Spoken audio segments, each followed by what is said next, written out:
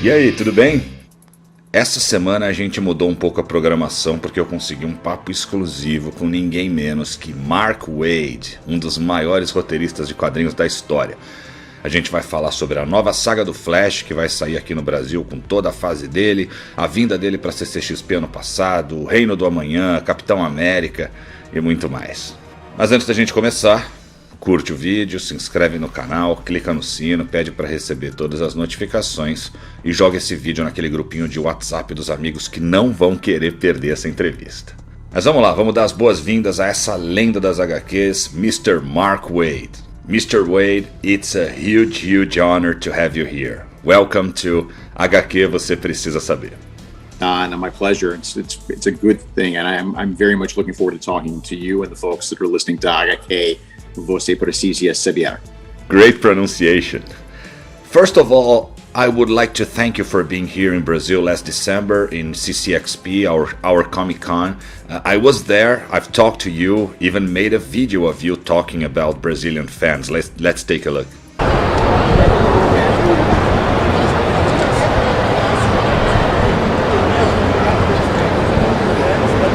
I love the Brazilian fans. You guys are the best. Seriously. From all over the world, you're the most enthusiastic, and I love it. I have your autographs here. That's one of them. It was not your first time at CCXP or even here in Brazil, right? How was your experience this time? How were you received? And what comparison you make between this Comic-Con and others you visit all over the world? First off, this is the largest Comic-Con in the world I've ever been to, and that includes the San Diego show. It was phenomenally huge. The people were terrific. The reception was great. We were treated like royalty, and the fans were just so pleasant to talk to and so excited. It was sometimes with these things it becomes sort of tiring to be there for hour after hour, but with this one I felt very energized at the end of the day because of all the energy that came at me. It was great to have you here. You and Jim Starlin side by side, two of my idols. I was in San Diego Comic-Con once, and for me the great thing there is everyone is there. It's so much easier to American artists to go to San Diego than to Brazil. That's the great difference for me, but in terms of look, size and infrastructure, I guess Brazil is doing a great job. Yeah. Fans here in Brazil have been asking for years for your run in Flash to be published again. It was published in the 90s, but never again, and not the whole run, some stuff were skipped. Well, fans will be finally attended. A Saga do Flash, or Flash Saga, is a collection with all your run. It is now in pre-order. When I talked to Ann Nocenti, she said she never reads her material again. She never read again her running Daredevil in the 80s, for example. What about you? Do you read your own material again? If so, do you have fun reading it, or you are very critical, seeing things you would do differently? If you remember well your run in Flash, what could you say to Brazilian fans to make them buy this new collection? What's important about it? We have your writing in it, that's enough already, but we have the introduction of the Speed Force, very important characters and concepts. What would you say? Yeah, I would say that very much a lot of the fundamental pieces of the Flash mythos that have shown up in the TV show, that are showing up in the movie, all that groundwork is laid during my run with the Speed Force, with the Reverse Flash material, with the Birth of Impulse, with all of that stuff. So I was very proud to work on that. I do go back and look at my own work on occasion because I've done so much of it, frankly, that it's a surprise to me sometimes. I will often sit there. It's kind of depressing sometimes because I'll sit there and I'll read something and I'll go, God damn, where did that Mark Waid go? Why isn't he writing comics now? Yeah, and of course you'll see things that you would have done differently, and you see things you would have done better. But at this point, almost 40 years in, I just have to kind of relax into the fact that it's a process. No one hits a home run every time, But if you're solidly entertaining your readership for all this time, then you must be doing something right. Great. Great. I would like to talk to you about your beginnings. You were a fan who became one of the greatest names in the industry. How were that first moves into the comics business? Is that what you wanted to do for a living since you were a kid? It was easy or tough to get your first gigs? In what moment you thought, I guess I broke through now, I'm a famous and reputed name in the business?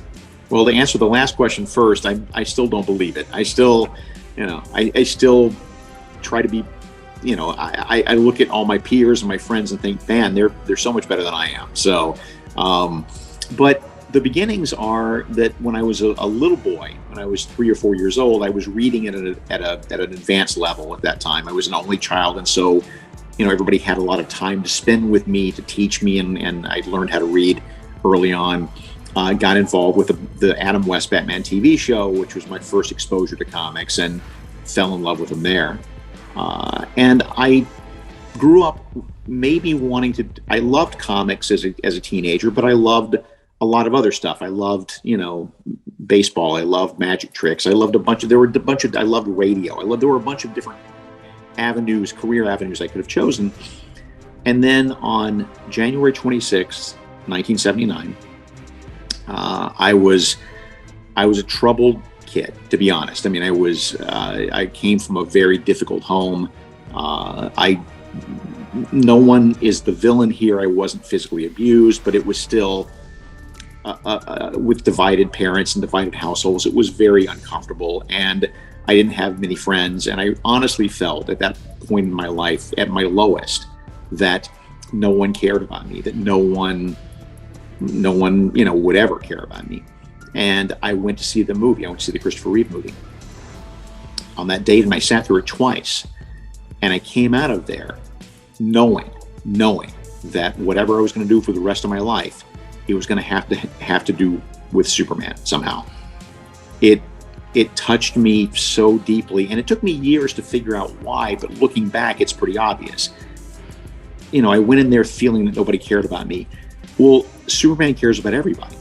He doesn't care where you're from or who you are or what you're background. He cares about everyone. That is his greatest superpower. And yes, I know he's a fictional character, and yes, I know I'm not crazy. I know that he's not real, but still, that meant something to me and gave me something valuable at a time when I most needed it. And so my love for Superman and therefore all the rest of the comic characters spinning out of that is just such a fundamental part of me. I had a friend, and it permeates my life. It permeates my apartment. I was here with a friend earlier today. It's the first time he'd ever been in my apartment. He'd never been here before. And he took one look around and he said, if you had blindfolded me and put me in this room without telling me where I was, the first thing I would have said was, oh, this is Mark Waid's place. You can just tell because of all the Superman memorabilia and the toys and the posters and so forth, the artwork. So that was the beginning of it, and that was the love of it, but that didn't get me in the industry, right? That was just a love for comics. I didn't even want to be a writer at first. I had no ambitions of being a writer. I knew I wanted to be maybe on staff as an editor or something. So the career path there was, I was doing two things at once. For local conventions, I would be the guy to volunteer to take guests back and forth from the airport or take them to dinner or take them wherever. And so got to forge some personal relationships out of that. And I was also working for the fanzine press at that time, in the long ago days before web pages, when we actually printed that stuff on paper and did magazines with news about comics. I was doing a lot of the reporting for those, and therefore talking to all the writers, all the artists, all the editors. And I was offered an editorial job at DC Comics in 1987 and went to work there for a couple of years. Still had no ambition of being a writer. I thought maybe I could write something here or there on the side, and that was not my ambition. But working there for 2 years and working on their anthology books, which like Secret Origins or Christmas with the Superheroes or what have you, where I was dealing with so many different writers, from Neil Gaiman to, John Ostrander to Christopher Priest to, Len Wein, to you just name it. Watching all of those scripts come across my desk and studying them from an editorial point of view, I learned more about script writing and about storytelling doing that than I would have had if I'd done it on my own in 10 years. I would have learned, I learned more in that 2 years than I would have in 10 years on my own. And so when I left staff, I then had the itch to do some writing for DC Comics. And luckily, I had made enough friends and made enough contacts while I was on staff where I was offered some work. And before long, I was offered Flash by Brian Augustyn, my editor then and my best friend at the time. And he put me on the map, God bless him. He's the one who opened that door for me. And I've been very lucky that I've been able to do almost 2,000 comic books since. Very emotional what you told me about your past. Sometimes people say to me, if somebody had the kind of power Superman has, he wouldn't be so nice. We have a lot of cynical Supermen around. Homelander is one of them. But what I answer is, what if? What if there was that powerful and nice guy? That's what Superman is about, I guess. Yes, exactly. I mean, he cares about everybody. He is empathetic, and he always places other people's needs before his own. And yes, in the real world, people probably wouldn't be like that, but this isn't the real world. This is an aspirational story. This is something that we should be looking towards as a fable to sort of elevate us and teach us that the power of being kind to other people. Let's talk a little about Kingdom Come, one of your greatest works. How was your dynamics with Alex Ross? He seems to have contributed a lot to the story. Doesn't seem like a story where you delivered the script and he made the art. How a collaboration like that works? 2 minds into that script. How do you divide it, what each one would do?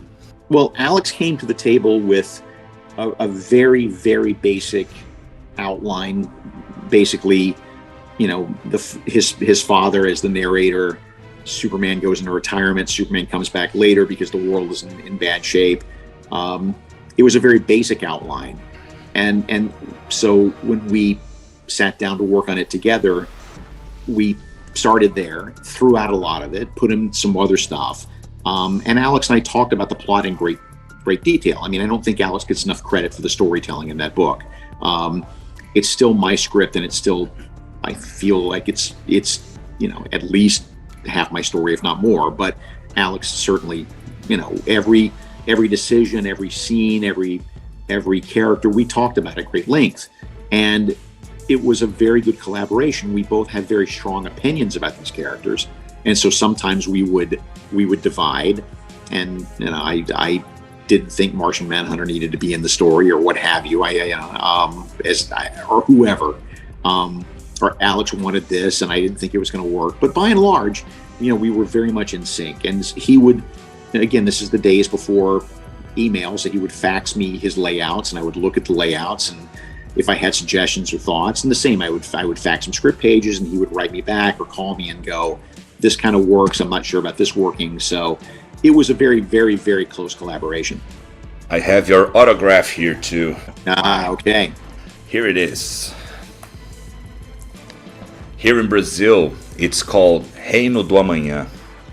It means Tomorrow Kingdom, because Kingdom Come doesn't have an exact translation. It's a biblical passage, right? Exactly. It's straight up from American Judeo-Christian. Yeah. And so, it's just a beautiful book, and it really is. Whether or not you like the writing, and I don't think it's the best thing I've ever written. I think I've written better things since. But come on, it's been almost 30 years. I've written a few, but I'm proud of what we did. I consider one of the best things I've read in DC Comics for sure. About Captain America now. I was watching this week a French documentary with you in it about supervillains. We have this notion that French people doesn't care about American superheroes, that they just love their local material. It was very interesting watching it. There you were saying you had to think terrible things to write the Red Skull arcs in your Cap run. I think the Red Skull is the only one, or one of the only one super villains you can't make more human at all. Because in the end he is I can't even pronounce what he is because YouTube doesn't like it. In this particular aspect, is he the worst villain to work with?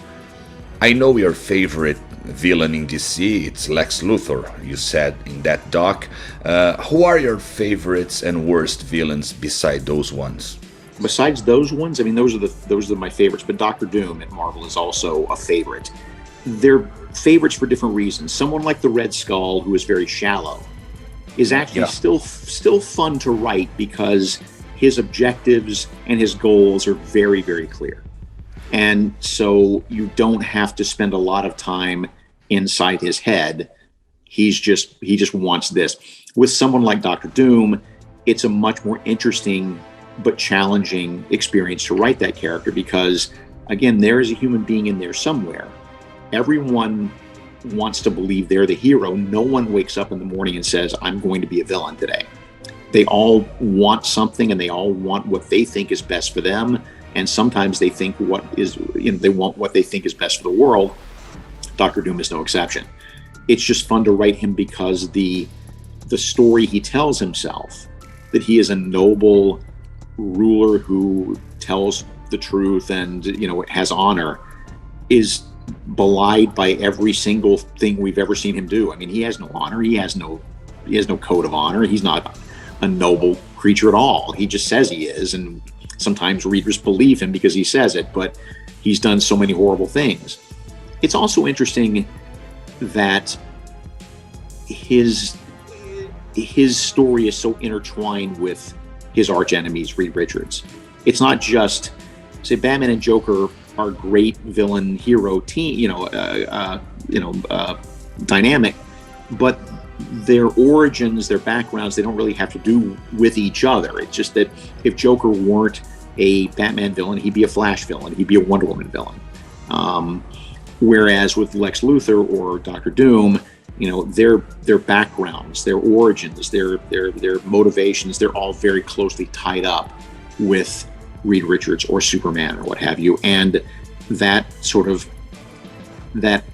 aspect of people who could have been friends and instead ended up as enemies is really interesting to me. It's something that I feel like it really gets to me, and I think that's interesting. Same with Batman and Two-Face, the fact that he and Harvey Dent could have been best friends, should have been best friends, but for one terrible moment. Sure. Dr. Doom was my favorite, and you said in that doc that he shouldn't use science against Reed Richards because that's what Reed is the best at. But I guess that's exactly what a guy like Doom would think.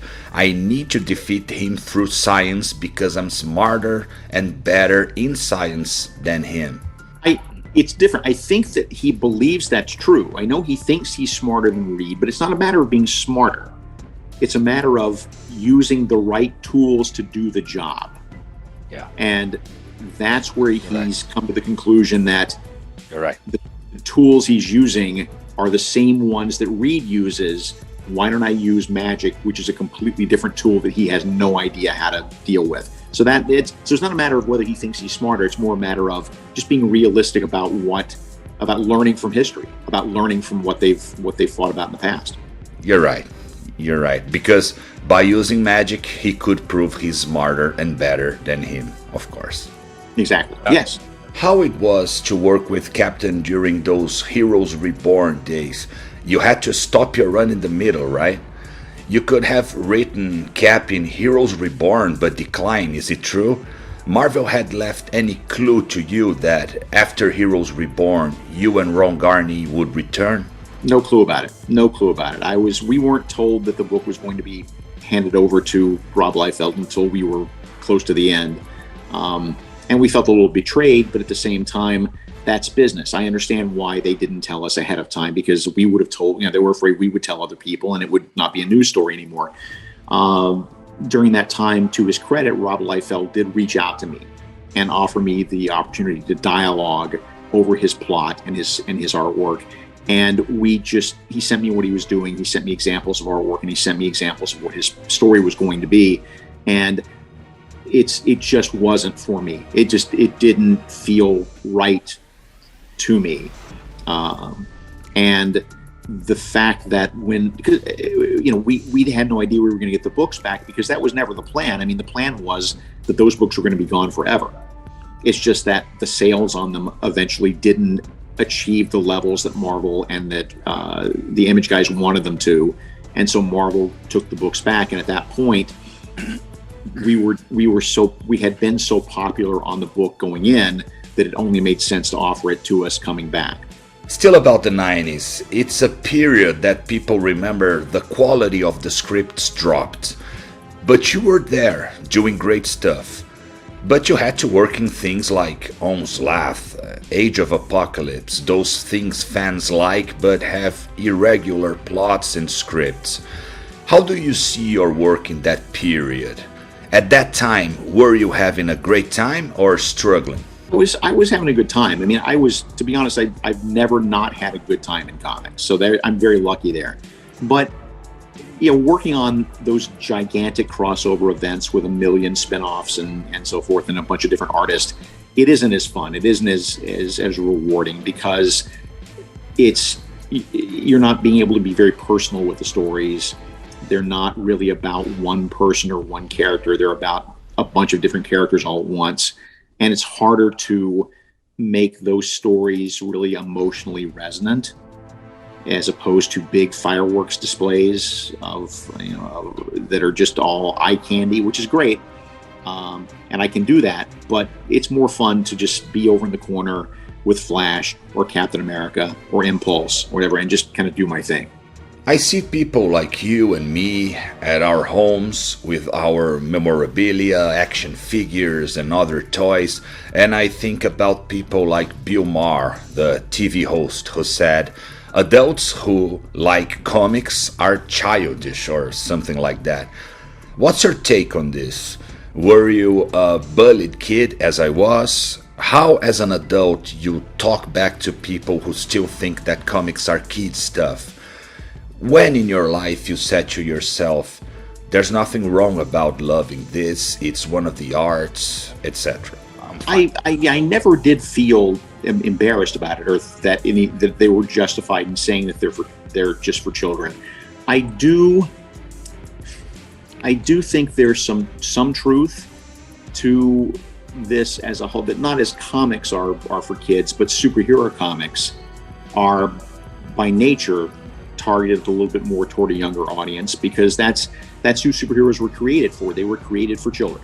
They were created to be children's fantasies. And the fact that they are more mature and a little bit more sophisticated now is really only because those of us like you and me reading them growing up, wanted them to grow up with us to some degree. So that is the upside to superhero comics, is again very inspirational, a lot of fun, sometimes very clever, and sometimes very thought-provoking. On the other hand, as you know, there are plenty of superhero comics or comics of other genres out there that are very shallow and are really not terribly sophisticated or not terribly well done. And if that's all you're looking at, then I can see how you'd come to the conclusion that comics are just for children. There's also the fact that the superhero comics, by the nature of their existence, don't deal with gray areas very well. They're not terribly. They're not built to address deep moral questions on a great existential level. They can sometimes, on a rare occasion, but by and large, they're just not made to do that. That's not what they can do. So again, if you've never read comics, if you have no love for this stuff, and you're an intellectual in your 50s and you pick up a superhero comic and you see it's very much black and white, hero versus villain, I can see where you would come to that conclusion, but you'd be wrong. I agree with you. Do you prefer comics that go into those gray areas, or the old good versus evil ones? It partly depends on what I'm looking for at that moment, but it also depends on how well it's done. I mean, the curse of Watchmen was that it was brilliant for what it was, and when the sorts of the level of sophistication that it brought to comic book storytelling. The curse of Watchmen is that success breeds imitation, and so many other less talented creators were trying to do that same level of sophistication and failing miserably. So I love reading a good, thought-provoking, very deep philosophical comic, as long as it's entertaining. The trick, really the answer to your question is, I don't care what the level of sophistication of the story is. What I care about is the same thing that all readers care about, which is, do I want to spend time with this character? Am I enjoying spending time with this character? If I am, I'm in. If I'm not, it's going, that comic's going to the bottom of the pile. I'm going to move on to something else. My channel is about classic material.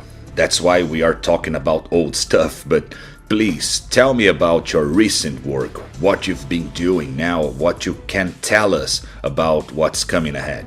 I feel like I'm in the middle of a renaissance. It's been terrific. I haven't been at DC for a long time. I've been back now for about a year, and DC has just thrown open the gates and said, just do what you want to do. So I'm working on a Batman Superman World's Finest team-up book now. That's an ongoing series with Dan Mora, who was also there with me at CCXP. And that is it's my dream assignment. It is just a chance to do old school Superman, Batman, not in modern continuity directly, so I don't have to worry about crossovers or what they're doing in their own books or whatever. It can just kind of be in their own little corner and have the rest of the DC universe to play with. So I'm doing that. I'm doing Shazam with Dan Mora as well. So we're going to do the original, Billy Batson turns into an adult superhero version of that character, and it's going to be a lot more fun. It's going to be tonally kind of like my Impulse run, in the sense of it is a superhero comic, but it's also a comedy. There's that. I just a few hours ago finished the third of 3 scripts for Brian Hitch for a Superman project that we've been working on for years. So hopefully you'll see that sometime in 2023. And there are a few other things I'm working on. I don't think there's anything else I can talk about right now, but they're all DC oriented, and they're all just labors of love. There's nothing I'm doing that I'm not just having a great time with. I was watching you in CCXP talking to a guy I like, Vinicius from Dois Quadrinhos. He was talking to you in that round place where people were interviewed. He asked you, what would you do with Fantastic Four on MCU? And your idea was that they were always there, I guess. That people wouldn't remember they existed, but they were there, something like that. Would you like to elaborate? How would it be this Mark Waid script for Fantastic Four the movie?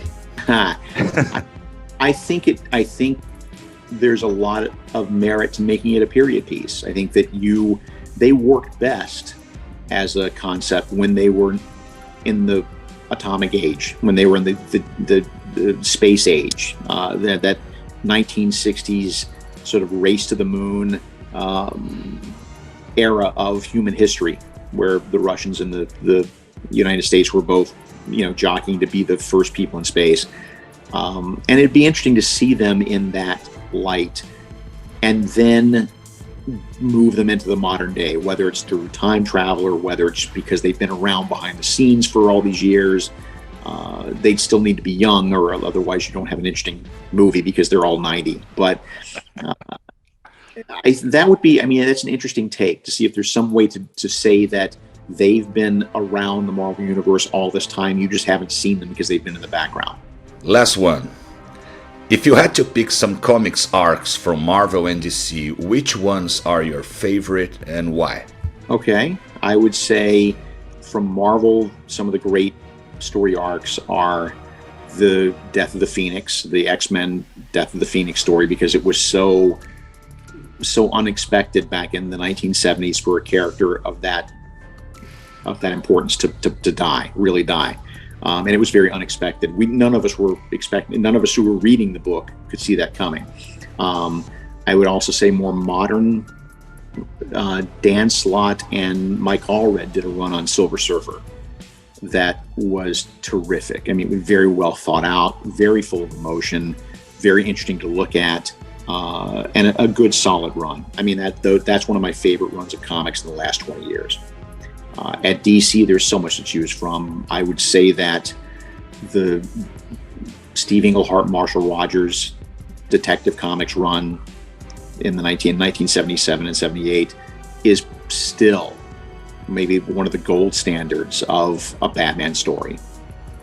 And that was terrific. I would also, on a more modern level, I would say that Grant Morrison's All-Star Superman was one of the great Superman stories and the perfect story to hand to somebody who had never read a Superman story.